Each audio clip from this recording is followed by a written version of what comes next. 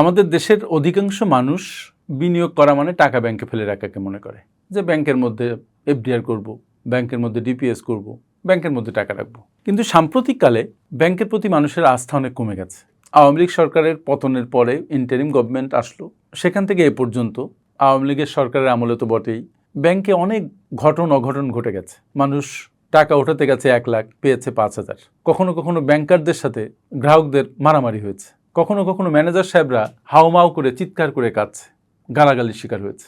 এর ফলে আলটিমেটলি ব্যাংকের প্রতি মানুষের আস্থা কমেছে। আমাকে অসংখ্য মানুষ ব্যক্তিগতভাবে জানিয়েছে যে তারা ব্যাংকে টাকা রাখতে চায় না। আমি কেন ব্যাংকে টাকা রাখবেন এটা নিয়ে ভিডিও করেছি, করার পরে অনেক গালাগালি খেয়েছি, অনেকে আমাকে গালাগালি করেছে ব্যাংকের দালাল এই সেই, যার যেটা মনে আসে সে সেটা করে। কিন্তু আলটিমেটলি কোথায় আপনি টাকাটা রাখবেন, কোথায় আপনার বিশ্বাসযোগ্য সেই জায়গা কই? আপনি তো টাকা ইনকাম করার পরে বালিশের তলায় রাখতে পারবেন না, বাঁশের মধ্যে ছিদ্র করে তার মধ্যে রাখতে পারবেন না, আপনি তো মাটির ব্যাংকে টাকা রাখতে পারবেন না, তাহলে টাকার মান কমতে কমতে মাটিতে যেয়ে ঠেকবে। তাহলে করবেনটা কি? আজকের ভিডিও মূলত টাকা কোথায় রাখবেন ব্যাংকের বাইরে সেই বিষয় নিয়ে। অনেকে বলে যে ব্যাংকে টাকা রাখা হারাম, কারণ ব্যাংক সুদ দেয়। কেউ কেউ বলছে যে ইসলামী ব্যাংকে টাকা রাখাও হারাম। আমি বলি কেন? তারা বলছেন এটাও তো ফিক্সড একটা রেট দেয়। যা হোক, সুদকে ইসলাম হারাম করেছে, ব্যবসাকে হালাল করেছে। এটা আমি ইসলামিক কোনো আলোচনার মধ্যে নিয়ে যাচ্ছি না, আমি সার্বিকভাবে সব বিষয় নিয়ে কথা বলছি যে আপনি ব্যাংকের বাইরে আর কোথায় টাকা রাখবেন। আর শুধু যদি ব্যাংকে আপনি সেভিংস অ্যাকাউন্টে বা 3 মাস ভিত্তিক এফডিআরে টাকা রাখেন, তাহলে এগুলা আপনার ইনফ্লেশনকে বিট করতে পারবে না, বরং প্রতি বছর আপনার টাকা আরও কমে যাবে in terms of purchasing power, not in terms of amount. বিনিয়োগের জন্য আপনার বিশ্বাসযোগ্য জায়গা যেমন দরকার যে টাকাটা ফেরত আসবে, আবার রেট অফ রিটার্নটাও দরকার। বাংলাদেশে অসংখ্য বিকল্প নাই যেটা বিশ্বের বিভিন্ন দেশে আছে, তবে বেশ কিছু বিকল্প আছে, সেগুলো নিয়ে আমরা কথা বলি। যেমন সঞ্চয়পত্রে আপনি বিনিয়োগ করতে পারেন। আমরা সবাই জানি পারিবারিক সঞ্চয়পত্র, 3 মাস মুনাফা ভিত্তিক সঞ্চয়পত্র, এ ধরনের বিভিন্ন রকমের সঞ্চয়পত্র আছে। এটার গ্যারান্টার কে? এটা গ্যারান্টার সরকার। এটা নিচ্ছে কে? এই টাকাটা নিচ্ছে সরকার। কি হিসেবে নিচ্ছে? সরকার সাধারণ মানুষের কাছ থেকে ঋণ হিসেবে নিচ্ছে এবং সেই ঋণের রিটার্ন হিসাবে সুদ দিচ্ছে বা প্রফিট দিচ্ছে।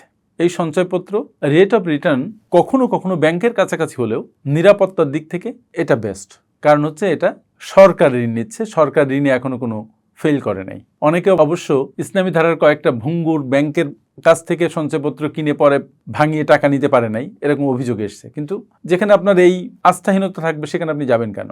ভালো ব্যাংক দেখে ভালো ব্যাংকের মাধ্যমে আপনি কিনেন, পোস্ট অফিসের মাধ্যমে কিনেন। সো সঞ্চয়পত্র একটা ভালো জায়গা। এরপর আছে সরকারি ট্রেজারি বন্ড এবং ট্রেজারি বিল। এই ব্যাপারে আমার একটা ভিডিও আছে আমার চ্যানেলে, ট্রেজারি বন্ড এবং বিলের বিস্তারিত ব্যাখ্যা। আমি সেই ব্যাখ্যা এখন যাচ্ছি না, আপনারা যারা আগ্রহী তারা একটু সার্চ দিলে পেয়ে যাবেন। একসময় ট্রেজারি বন্ডে সাধারণ জনগণ বিনিয়োগ করতে পারতো না, কিন্তু এখন সেটা উন্মুক্ত হয়েছে। এখন আপনি বিভিন্ন ব্যাংকের মাধ্যমে, তারপর ডিএসই মেম্বারদের মাধ্যমে আপনি ট্রেজারি বন্ড বিলে বিনিয়োগ করতে পারেন। এই রেট আগে অনেক কম ছিল, ওভার দ্য টাইম এই রেটের পরিমাণ অনেক বেড়েছে। এই রেট ওঠানামা করে এবং ট্রেজারি বন্ড বিশেষ করে 5 বছর, 10 বছর, 15 বছর, 20 বছর মেয়াদি আছে। সুতরাং একটা রেট যদি ফিক্স হয় তাহলে এটা 20 বছর ধরে আপনার চলতে পারে। এর মধ্যে যদি অর্থনীতি খারাপ হয়, প্রিডিটারমাইন রেট কিন্তু আপনাকে দিতে হবে। So treasury bond, treasury bill এটাও বিনিয়োগের ভালো মাধ্যম হতে পারে। এটা দিয়ে আপনি ইনফ্লেশনকে বিট করতে পারবেন।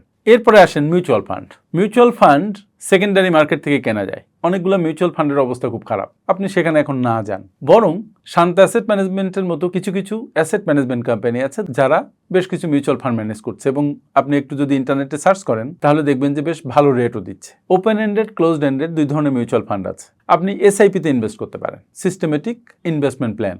এখানে অল্প অল্প করে টাকা দিয়ে আপনি লং টার্মে ইনভেস্ট করতে পারেন, সেখানেও আপনার লং টার্মে রিটার্ন হবে অনেক, ডিপিএসের চাইতে বেশি। শুধু আপনাকে দেখতে হবে কোন অ্যাসেট ম্যানেজমেন্ট কোম্পানিতে আপনি এই বিনিয়োগটা করছেন, তাদের কি দক্ষ টিম আছে, তাদের কি অ্যাসেট ম্যানেজাররা খুব দক্ষ। যদি হয় আপনি নিশ্চিন্তে বিনিয়োগ করতে পারেন। মিউচুয়াল ফান্ডগুলো মূলত 10% বেশি রিটার্ন দেওয়ার চেষ্টা করে, আপনি দেখবেন কারা ভালো রিটার্ন দিচ্ছে।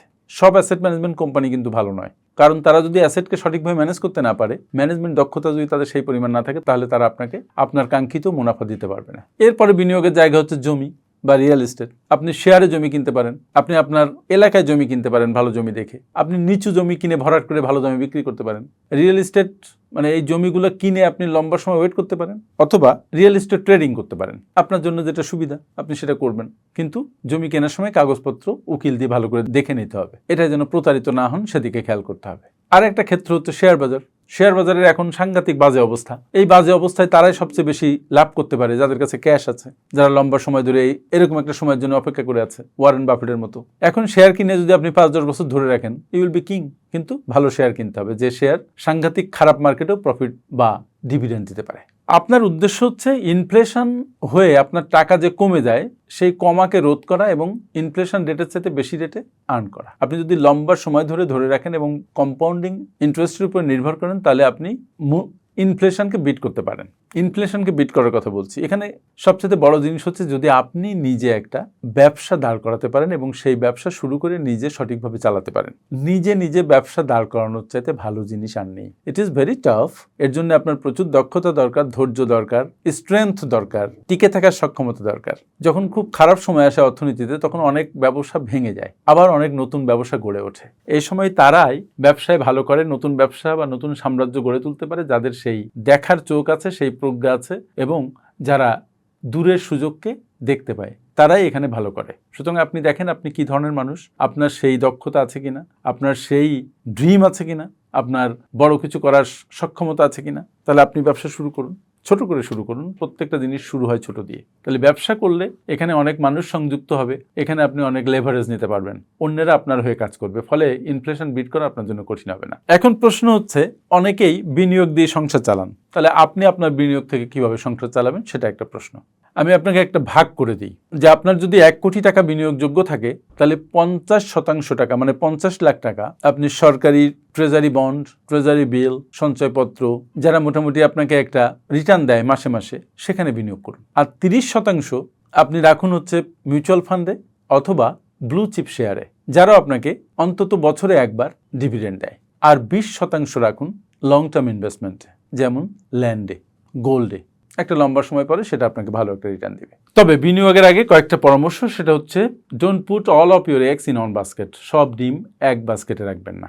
জরুরি তহবিল অবশ্যই গঠন করবেন 6 মাস থেকে 1 বছরের। আরেকটা বিষয় হচ্ছে লোভ বা ভয় যেন আপনাকে কাবু করতে না পারে। লোভে কোথাও পা বাড়াবেন না, ভয়ে কোথাও থেকে হঠাৎ করে পা সরিয়ে নেবেন না। স্টেডি থাকবেন, ফোকাসড থাকবেন। বিনিয়োগ কোনো বিলাসিতা নয়, বর্তমান যুগে বিনিয়োগ করা খুবই দরকার, খুব প্রয়োজনীয় আপনার জীবন যাপনের জন্য, আপনার রিটায়ারমেন্ট প্ল্যানিংয়ের জন্য। সুতরাং আপনি যদি বিনিয়োগ সম্পর্কে ভালো না বোঝেন, তাহলে আপনার জীবন আর্থিক কষ্টে কাটবে। বিনিয়োগ নিয়ে আমরা এপ্রিল মাসে একটা সেশনের আয়োজন করছি, আমাদের পেজে এটার বিজ্ঞাপন থাকবে। আপনারা যারা বিনিয়োগ সম্পর্কে বিস্তারিত জানতে চান, আমাদের এই কোর্সে জয়েন করবেন। প্রথমে 100 জনের আমরা চার্জ রাখছি মাত্র 1000 টাকা। যাও, বিনিয়োগ করার আগে বিনিয়োগ সংক্রান্ত জ্ঞান অর্জন করবেন এবং আপনার বিনিয়োগ জ্ঞান আপনার নিজস্ব। আপনার বিনিয়োগ আপনি যত যত্ন করে করবেন, অন্য কেউ তত যত্ন করে করবে না। সুতরাং আপনাকে বুঝতে হবে আগে, জানতে হবে আগে বিনিয়োগের ক্ষেত্রগুলো, বিনিয়োগের ধরনগুলো, কোথায় কত পরিমাণ বিনিয়োগ করবেন, এই সব বিষয়ে। আমার সাথে এতক্ষণ থাকার জন্য অনেক ধন্যবাদ। আবার দেখা হবে পরবর্তী কোনো ভিডিওতে। আসসালামু আলাইকুম।